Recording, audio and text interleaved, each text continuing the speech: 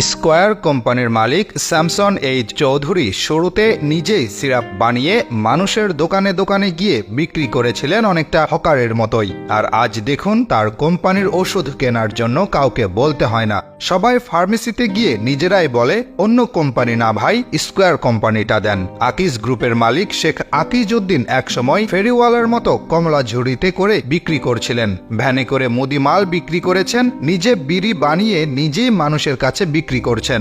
আর সেই মানুষটার কোম্পানির জিনিস আজ বিক্রি করে লক্ষ লক্ষ দোকানদার।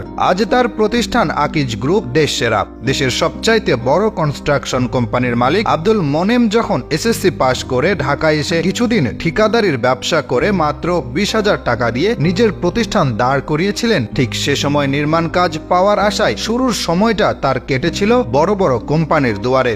এমন কোনো দিন নেই তিনি একটা কাজ পাওয়ার আশায় অন্যদের পেছনে ঘোরেননি। অথচ আজ দেখুন তার দুয়ারে এসে কত বড় বড় লোক বসে থাকেন ঘন্টার পর ঘন্টা। আর এর কারণ কিন্তু একটাই, সেটা হলো আব্দুল মোনেম লিমিটেডের একটা কাজ পাওয়া। দেশের অন্যতম সেরা কোম্পানি কেয়া কসমেটিক্সের কর্ণধার মালিক আব্দুল খালেক পাঠান একসময় রাস্তার পাশে চকলেট এবং বিস্কুট বিক্রি করেছিলেন। শুধু কি তাই, ছিলেন ট্রাক ড্রাইভার, বিক্রি করেছেন লাকড়িও।